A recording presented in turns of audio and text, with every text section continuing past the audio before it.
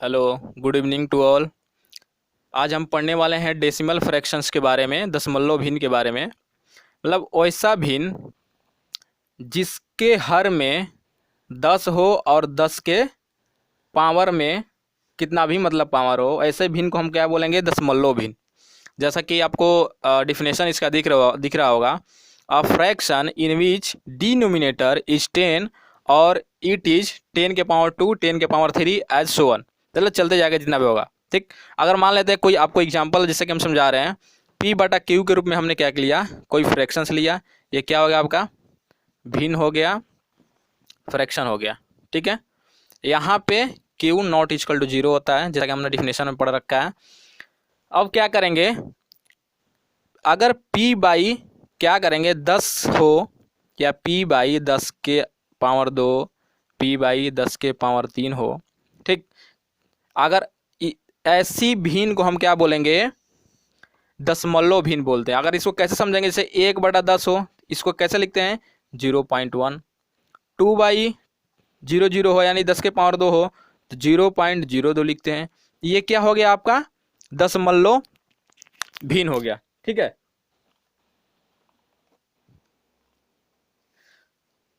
ये आपका दशमलव भिन्न हो गया। चलिए हम आगे पढ़ते हैं। अब दशमलव भिन्न कितने प्रकार के होते हैं? 2 प्रकार के होते हैं। एक होता है टर्मिनेटिंग, दूसरा होता है नॉन टर्मिनेटिंग।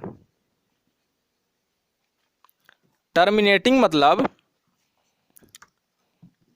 मतलब कि कुछ दशमलव के स्थान के बाद आगे वो क्या होता है? टर्मिनेट हो जाता है, मतलब शांत हो जाता है। इसको हिंदी में बोलते हैं शांत भी बोलते हैं। ठीक है, और इसको हिंदी में क्या बोलते हैं? अशांत।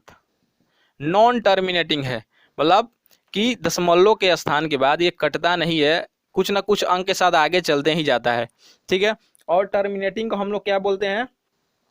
नॉन रिकरिंग भी बोलते हैं, नॉन रिकरिंग। और इसको क्या बोलते हैं? रिकरिंग भी बोलते हैं। ठीक है, तो जैसा कि हम इसको एग्जांपल ले लेते हैं एक बार टर्मिनेटिंग का, कि जैसा कि हमने आप एक क्या बताया आपको कि टर्मिनेटिंग वैसे डेसिमल फ्रैक्शंस हैं, दशमलव भिन्न हैं, जो कि कुछ अंक के बाद शांत हो जाते हैं, कट जाते हैं। जैसे 0.25, 0.36, ये क्या है? यानी दशमलव के 2 स्थान के बाद या और भी 3-4 स्थान के बाद ये क्या होते हैं? समाप्त हो गए हैं, कट गए हैं।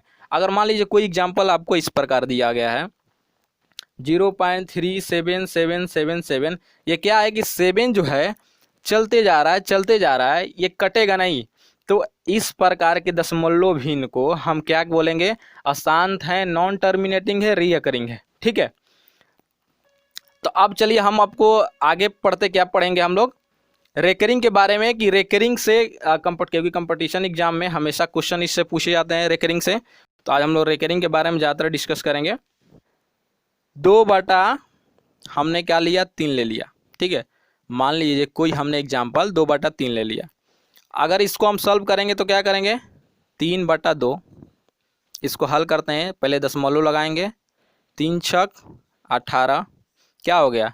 2 आया, नहीं कटेगा। फिर 0, 3 छक 18, ये फिर भी नहीं कटेगा, यानी कि कटने वाला है नहीं। ये क्या होगा? 0.666, ये आगे चलते ही जा रहा है। तो मैंने क्या बताया कि वैसा दशमलव भिन्न या वैसी डेसिमल फ्रैक्शन जो दशमलव के बाद क्या हो रहा है, ये इन संख्याओं को आप जरा देखिए कि दशमलव के बाद ये रुक नहीं रहा है, ये चलते जा रहा है, मतलब कि अशांत है, शांत हो ही नहीं रहा है। ठीक है, तो इस प्रकार के जो फ्रैक्शंस हैं हमारे भिन्न हैं, वो क्या हो जाएंगे? रेकरिंग में आते हैं, रेकरिंग हो जाएंगे। ठीक है, मतलब कि नॉन टर्मिनेटिंग है, टर्मिनेट हो ही नहीं रहा है। ठीक, तो इसके बारे में हम पढ़ेंगे। अच्छा, इसको हम लोग किस प्रकार से लिख सकते हैं? और इसको अगर हम बात करें 0.66 ऐसे दिया है, ये चलते जा रहा है। ठीक है, चलते जा रहा है, इसको किस प्रकार से डिनोट करते हैं? 0.6 के ऊपर एक ऐसा बार लगा दे, इसको पढ़ते हैं हम लोग बार। ठीक है, इसको बार पढ़ते हैं, या इसको इस प्रकार से डिनोट करते हैं 6, या ऊपर एक पॉइंट दे के भी हम लोग इसको डिनोट कर सकते हैं। तो आपको क्लियर हो गया कि ये किस प्रकार से इसको डिनोट करते हैं और क्या है रेकरिंग। तो चलिए इससे जो आए हुए हैं कम्पिटिटिव एग्जाम में जो क्वेश्चंस हैं, ठीक है, उसको हम लोग करते हैं।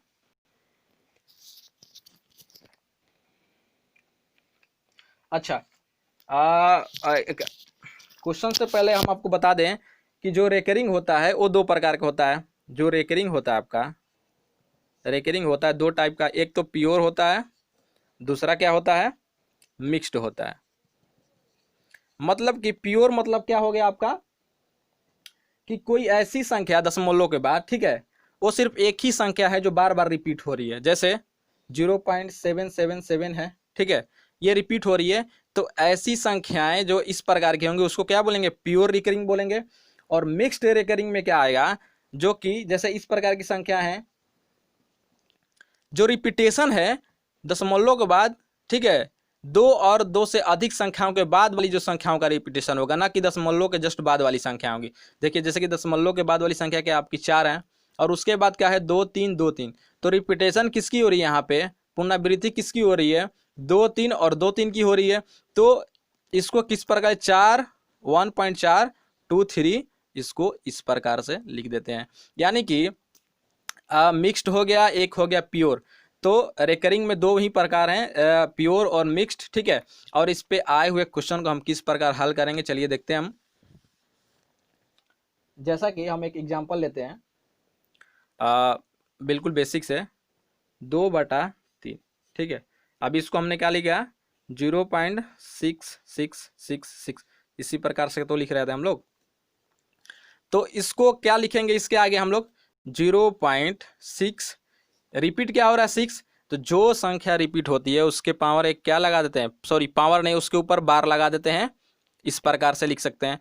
अगर इसको फिर दोबारा हल करना है, ठीक है, क्वेश्चन आपको इसी फॉर्म में आएंगे कॉम्पिटिटिव एग्जाम में और किसी भी एकेडमिक एग्जाम में।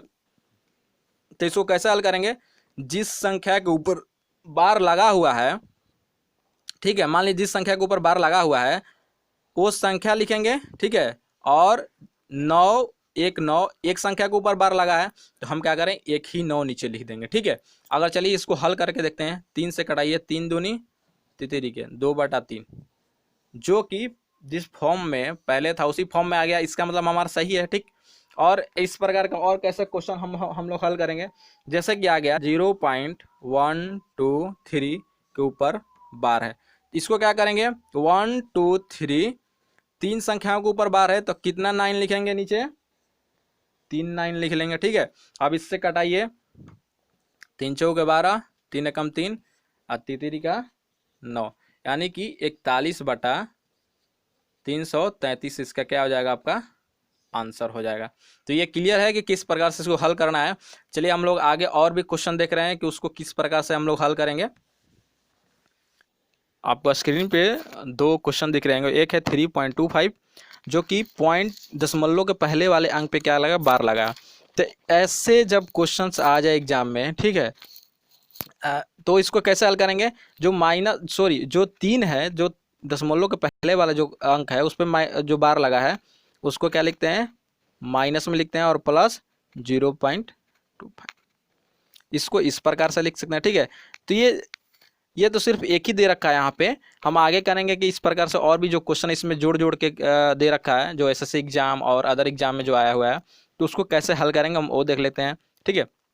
इसके अलावा एक आपके सामने एक इस प्रकार का क्वेश्चन दे रखा है, तो इसको हम कैसे करेंगे, बहुत सारे बच्चे क्या करेंगे, जो बार है बार वालों को बार के साथ ऐड कर देंगे। तो ऐसा करना नहीं है आपको, क्योंकि वो क्वेश्चंस क्या हो जाएंगे, रॉन्ग हो जाएंगे, गलत हो जाएगा, ठीक है। इसको कैसे हल करेंगे, तो 0.63 के ऊपर बार लगा है, तो हम लोग जानते हैं कि 0.63 के ऊपर जब बार लगा है तो इसको कैसे लिख सकते हैं, 0.63636363, इसी प्रकार से तो लिख सकते हैं ना, क्योंकि जिसके ऊपर बार लगा है वो रिपीट हो रही संख्या, ठीक। और 0.37 का जो बार लगा है ऐसे लिख सकते हैं, और 0.80 के ऊपर जो बार लगा है यानी 80 रिपीट हो रहा है, इसको ऐसे लिख सकते हैं, ठीक है। अब इसको क्या करेंगे, हम ऐड करेंगे यहाँ पे, ठीक है। तो 7 3 10 का 0, हाँ, कैरी 1 हो गया, और क्या हो गया 9 और 9 8 17, 17 1 18 के 8 हो गया, हासिल 1 हो गया, 7 3 10 11 के 1 हो गया, हासिल फिर 1 हो गया, ठीक है। ये क्या हुआ 17 1 18 के 8 हुआ, फिर कैरी 1 हो गया, ये 1 फिर 8 फिर 1 फिर 8, ये क्या हो गया 1, क्योंकि एक कैरी बचा, इधर 1 हो गया। तो आप देखो यहाँ पे कि कौन सी संख्या जो है बार बार रिपीट हो रही है आपकी, 81 81 81, यानी कि अगर यहाँ पे तो 80 है ना, अगर मान लो इसको हम और भी आगे लिखते 63 63 37, ठीक है, तो ये भी क्या है, तो जो 0 है 1 आ जाता है। तो हम कह सकते हैं कि 81 जो बार बार रिपीट हो रहा है, इसका मतलब इसको इस प्रकार से लिख सकते हैं, ठीक है, इसको इस प्रकार से लिख सकते हैं। तो ऑप्शन में हमारा कौन सा है, ये वाला। तो ये वाला आपका क्या हो जाएगा, आंसर हो जाएगा। तो चलिए हम लोग अगले क्वेश्चन की तरफ चलते हैं। एक क्वेश्चन है हमारा 0.4 के बार, ठीक है, इसका क्या निकालना है, स्क्वायर रूट निकालना है। ये भी आपका पिछले एग्जाम में आ चुका है। तो इसको हम लोग कैसे हल करेंगे, 0.4 के जब बार है तो इसको लिख सकते हैं ना 4/9, क्योंकि एक ही संख्या के ऊपर बार है तो एक नीचे आएगा, ठीक है। अगर इसका स्क्वायर रूट निकालें, 4/9 का स्क्वायर रूट निकालें तो 4 का वर्गमूल क्या, 2, और 9 का वर्गमूल 3, यानी इसका आंसर 2/3 हो जाएगा। इसको बार के रूप में हमारा ऑप्शन दे रखा था, तो किस प्रकार करेंगे, इसको ऐसे कर लो, दशमलव बिठा के 3 छक 18, यानी कि 0.666 कुछ ऐसे आएगा, ये बच जाएगा फिर 18, ठीक है, यानी कि 0.666 ये चलते जाएगा। तो इसको ऐसे लिख सकते हैं, क्योंकि एक ही संख्या 6 है जो रिपीट हो रही है, तो इसका जो आंसर हो जाएगा, आप इसका वर्गमूल क्या हो जाएगा, 0.6 के ऊपर बार, ठीक है। अच्छा, एक और क्वेश्चन है आपका यहाँ पे कि 3.36 के ऊपर बार है, -2.05 का बार है, +1.33 के ऊपर बार है, ठीक है। इसको कैसे लिखेंगे, ठीक।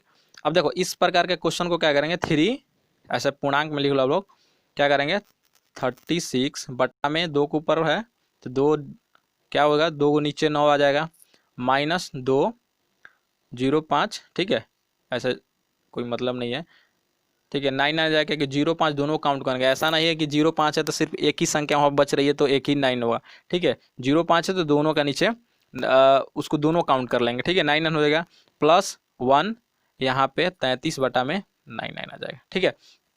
आप क्या करते हैं, इसको कैसे हल करेंगे, फिर इसको क्या करेंगे, सब इसको एक साथ ले लेते हैं, ठीक है, इन तीनों को एक साथ ले लेते हैं, तो क्या हो जाएगा, 3 - 2 + 1, ठीक है, और प्लस इन सबको एक साथ ले लेते हैं तो 36/99 -5/99 +33/99, ठीक है, इतना क्लियर है। तो ये क्या हो गया, 3 1 4 में से 2 घटा 2 हो गया इधर, प्लस इसको आप लोग एलसीएम ले लो, 99 एलसीएम आ जाएगा इसका, तो 36 - 5 +33, ठीक है। इसको हल करोगे 2 प्लस, अब देखो कितना हो जाएगा, 6 3 9 और 3 3 6 -5/94, ठीक है। ये क्या हो जाएगा, 2 + 64/99। तो इसको ऐसा हो सकता है ना, इसको ऐसे लिख सकते हैं कि नहीं लिख सकते हैं, ठीक। आप इसको देखो कटा लो, कट रहा है तो कटा लो इसको, क्या है आपका 2.64/99, ठीक है। 3 से कटेगा, नहीं कटेगा, 3 से थोड़े कटेगा,